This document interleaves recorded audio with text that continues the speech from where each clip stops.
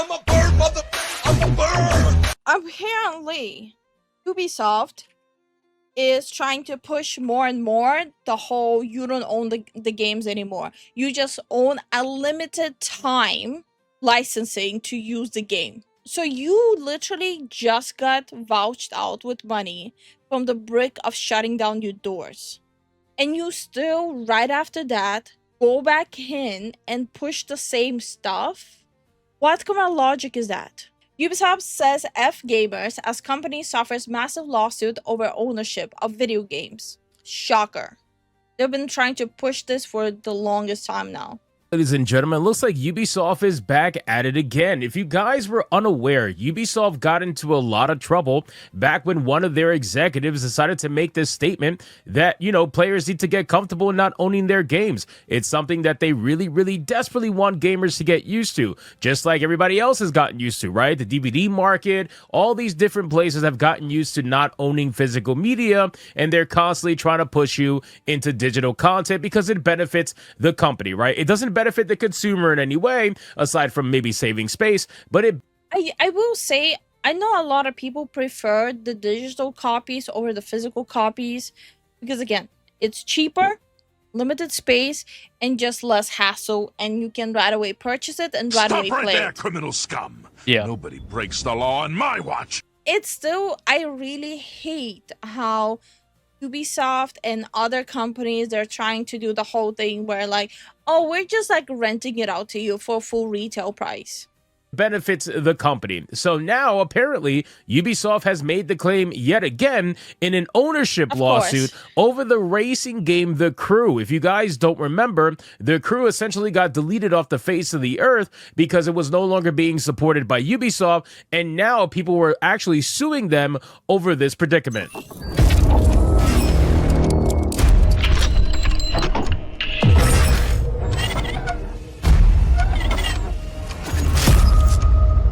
So let's get into this article. And by the way, I don't think that people are that adamant about getting The Crew back. It's definitely more about if they get away with this, they'll just continue doing that. Yeah.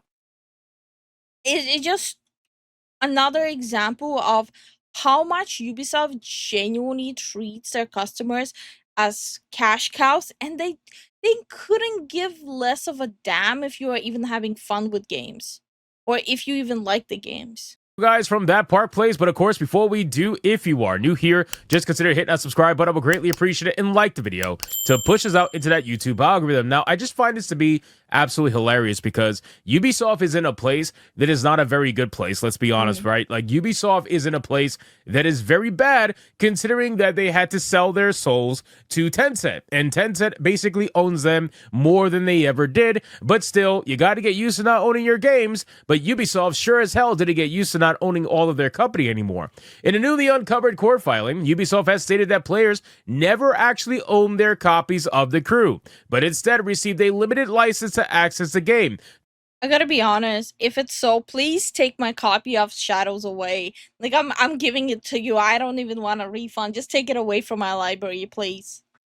The declaration comes as part of the ongoing Ubisoft game ownership lawsuit filed in California after the company shut down the game's servers in March 2024, making it completely unplayable. Now, this is the problem with digital media, right? This is something that I'm happy that Steam has taken a certain stance against, right? Steam is basically very similar in the sense that it's all digital, right? You don't own any physical copies of the video games, but Steam has come out and said openly that if the company were to ever shut down, they would essentially go the route of GOG, where you would be able to own the game regardless of whether or not Steam is around or not. It will always be available in your library on your PC. It's something that's very important for a lot of people that are buying on the Steam platform. But it looks like Ubisoft and all these other companies, because it's not just Ubisoft doing this, all these other companies don't exactly have this same, mindset. If they can take away something from you that you already paid for, they absolutely will. And then they'll sell it to you later. And they usually use the same excuse, like, oh, it will be costing too much money to maintain the servers and all that stuff. But in reality, there's a lot of older games that it doesn't cost them any money to maintain servers. It's more of a system that is player to player server maintenance. down the line, again, at somewhat, point in time, but if they could take it away, they will. It says the class. And plus the crew, they can literally completely remove like the online aspect of it and just have an offline mode. That way they don't have to maintain servers either. There's like Yeah. no expense that Ubisoft would have. All they would need to do is patch it through that there's no internet connection, which I still don't understand why offline games need internet connection. Action lawsuit, originally filed in November of 2024, claims that Ubisoft failed to clearly disclose the nature of the transaction, selling a fully priced product while retaining the right to revoke access at any time. In February 2025, Ubisoft filed a motion to dismiss the case. To be honest with you, I'm kind of glad that this is happening. I feel like a lawsuit of this magnitude needs to happen more often, because these companies are definitely using terminology that makes you feel as if you're purchasing something and not just renting something. And that's basically what they're doing. They're trying to make it seem as if you are renting your video games, that you don't actually own anything, even though you paid the full retail price as the same person who physically owns the game. But here's the funny thing. The person who physically bought the game, it doesn't matter. The game is still shut down and you can't play it anyway. I believe the crew had a physical copy, if I'm not mistaken, and those people can't even play the game either. Yeah, because they refuse to remove the online aspect of it. It's so dumb. It'd also be to encourage people to download or buy the Crew 2. Like what they did with Overwatch 1. Yep. The dumbest thing I ever seen in gaming. Completely deleting Overwatch 1 to make sure people play Overwatch 2. And Abe and Kieran answered your question about why. Mhm. It's about a form of control to harvest data from your Dara. PC. Data, whatever, from your PC. Dada. Why are you always taking everything away from me? I just bit into the peach and he right away grabbed it. No, finish it now. Oh. Finish it now. According to the court documents reviewed by Polygon, Ubisoft's legal team stated the following. The reality is that consumers received the benefit of their bargain and were explicitly notified at the time of purchase that they were purchasing a license. The filing further claims that Ubisoft allegedly misled purchasers of its video game The Crew into believing they were purchasing unfettered ownership rights in the game, rather than a limited license to access the game. Ubisoft also argued that no actual harm occurred, dismissing the plaintiff's claims of false advertising and unfair competition. By stating that there was no cognizable injury. What the fuck? Oh my god. I think people in Ubisoft are genuinely on a whole different planet. I don't think they're even in the same hemisphere as we are. Dude. Ubisoft is such a massive joke in this regard, and it's amazing to watch these lawyers go through all of these loopholes that they themselves try to create with their terms of service. If you ever read a terms of service from any company, you realize the amount of loopholes that are in those TOSs are ridiculous. And yeah, the best example of loopholes is what Disney tried to pull with the spouse passing away in Disneyland. But apparently the husband cannot even sue them for it, even though it was their mistake that she passed away. He cannot sue them for it because they signed up for Disney Plus. most people don't care. They'll just scroll through the TOS and click accept without even realizing what they're accepting because they don't care. They just want to play the game. But ultimately, you're giving them full power to do almost whatever the hell they want to do with what you just spent money on. But then it says when the Crew launched in 2014, it was marketed and sold like any other standard video game, which was priced at $59.99 in both physical and digital formats. So it did have a physical format. That's huge. That's huge in my opinion, because here's the thing. The game is unplayable in both physical and digital formats, right? If they're trying to argue that you just bought the license to the game and that is it, so what the hell is the physical copy? What's the disc? The disc is not a license. The disc is a physical copy. You should be owning what you purchase. However, the game required a persistent internet connection to function, even for single-player content. When Ubisoft and this is what I mean. They could have easily removed the online aspect of it, but they just want to make sure you know that they can do whatever they want with the game you bought from them. the support and shut down the servers, the game became completely inaccessible. That's ridiculous. If it had single player content, you should be able to have an offline mode. This is why games like Multiverses, this is why games like Suicide Squad, Kill the Justice League are having offline modes to avoid lawsuits like this, because the moment you take down that game that people spent money on, you are going to run into a massive problem. I don't know why Ubisoft has not thought of adding an offline mode to the crew. I feel like that should be the easiest thing in the world to do. It could save you a headache like this, and yet they refuse to do so. In their amended complaint filed in March of 2025, plaintiffs submitted images of the physical packaging. The activation code listed an expiration date of 2099, which the plaintiffs argue misled consumers into believing they were buying a product with long-term viability. Ooh, that's huge. That is huge. An activation code with an expiration of 2099. That is huge. A new claim introduced in the amended filing concerns in-game currency. The plaintiffs argue that purchases of currency within the crew fall under California's gift certificate laws, which prohibit expiration. Oh, I did not even consider that there was also like in-game purchases.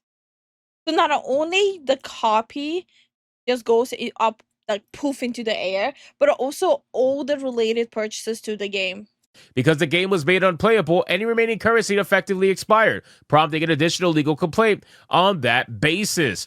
This element of the Ubisoft game ownership lawsuit raises broader questions about digital economies, DLC, and microtransactions, especially in games where publisher-controlled servers determine functionality. I keep telling people, man, when it comes to DLC and microtransactions, the loophole is that they are going to argue that your money was spent on buying the in-game currency and that your money was not spent buying whatever item is no longer accessible. That is the loophole, right? So the fact that they're literally trying to like loophole their way out of everything against their own customers and consumers and people who are like supporting the company by purchasing the game and recommending it to their friends and all that stuff.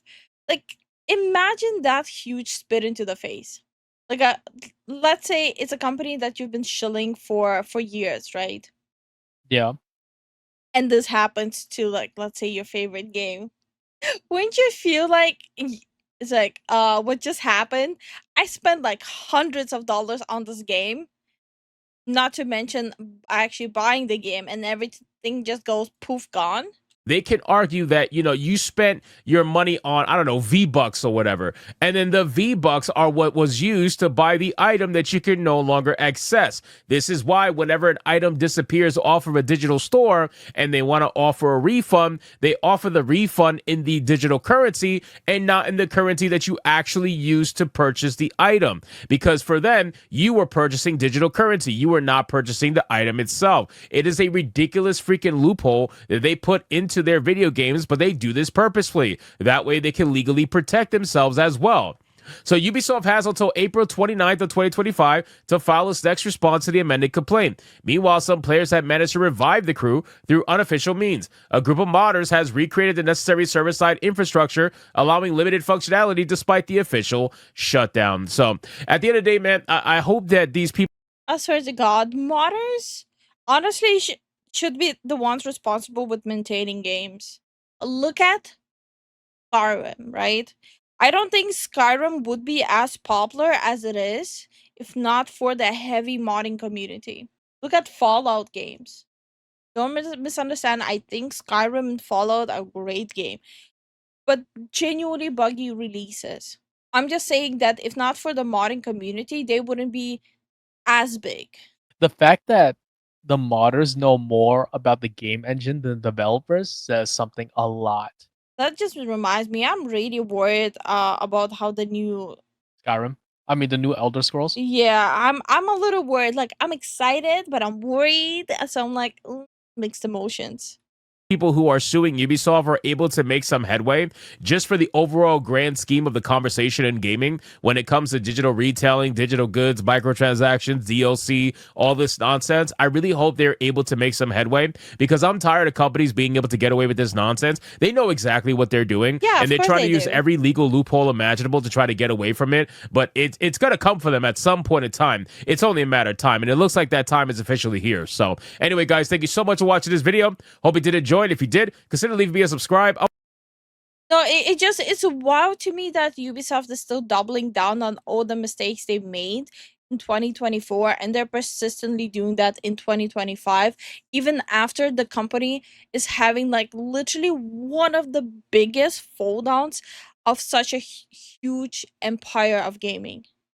But it's also, there's gonna be a lot of people fighting this just so it doesn't become an avalanche and a snowball effect of Ubisoft continuing to do that and other companies doing that.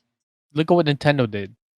Open the floodgates to like suing smaller companies of Yeah. having the same quote unquote concept. And look at what Schedule 1 is dealing with. Some butthurt Oh. dev. Schedule 1 is dealing with even more stuff now. Apparently, there are games on PlayStation specifically. They're releasing games under the name Schedule 1. And Schedule 1 had to make a public statement saying that we have nothing to do with those games.